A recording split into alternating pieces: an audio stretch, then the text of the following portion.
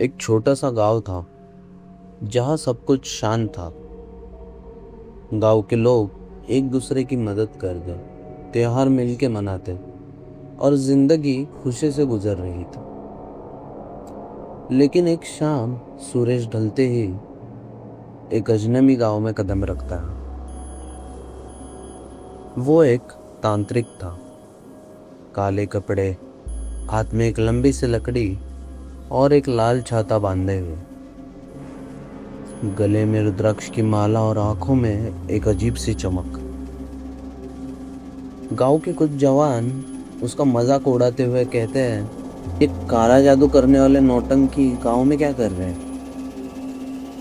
हद तो तब हुई जब एक ने उसकी लकड़ी खींची और दूसरे ने उसके गले की माला हिला दी।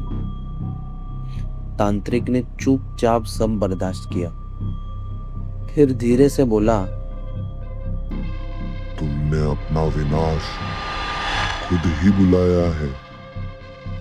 अब तुम्हारा गांव कभी खुश नहीं रहेगा। लालच की आग में तुम सब जलोगे। तुम सब जलोगे। अगली सुबह सब नॉर्मल हो गया था। किसी को कुछ याद नहीं था, ना ही किसी ने किसी को कुछ बताया था। लेकिन गांव के एक आदमी रघुवीर, उसके घर पे कुछ अजीब हुआ। रघुवीर के पास एकदम से बहुत सारा पैसा आ गया। सोना, चांदी, सिक्के, नोट और क्या नहीं।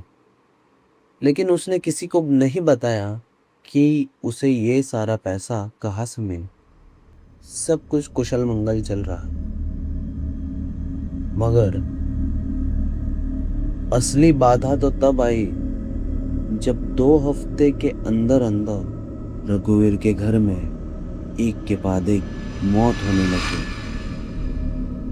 पहले उसका बेटा, फिर उसकी बीवी और आखिरी में उसकी मौत। इस सब के चलते रघुवीर ने अपने दिमाग का संतुलन खो दिया। दिन रात सड़कों पर बैठा रहा, बस हवा में तकता रहता या अपने आप से बातें करते रहता। देखते ही देखते रघुवीर जैसे और एक आदमी के घर पे यही घटना घटी, और फिर दूसरा और तीसरा और चौथा। ऐसे करते हुए गांव के 5 परिवार उद्ध्वस्त हो चुके थे। और रघुवीर ही एक ऐसा इंसान था जो पागल हो गया था पर जिंदा था। बाकी पूरे के पूरे परिवार विलुप्त हो रहे थे।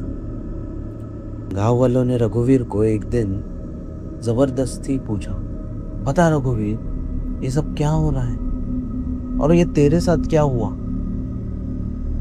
रघुवीर हंसा,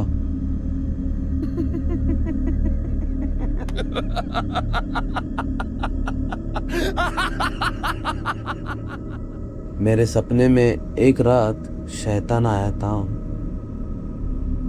और उसने मुझे कहा, मैं तुझे गुप्त धन दूंगा, लेकिन एक शर्त है।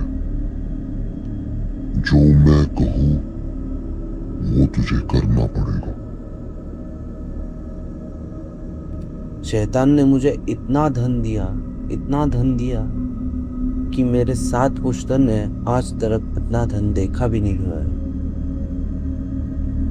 पर ये खुशी ज्यादा देर के लिए नहीं था। उसने मुझे पैसा तो बहुत दिया, पर उसने मुझसे मेरा सब ले लिया। मेरा परिवार, मेरा सुख, मेरा सब। वो हर एक के सपने में आएगा और हर किसी को गुप्त धन देगा, और जो उस गुप्त धन का लालच करेगा वो उसे नष्ट कर देगा। गांव के लोग डर गए। अगली सुबह गांव के सरपंच ने पंचायत बुलाई। पूरा गांव एक जगह इकट्ठा हुआ और गांव के बड़े बुजुर्गों ने घोषणा की, आज से गांव में कोई भी धन का लोभ नहीं करेगा। चाहे सपने में कोई आए, चाहे जमीन में सोना दिखाई दे, मगर कोई हाथ नहीं लगाएगा। वरना उसका परिवार मिट्टी में मिल जाए।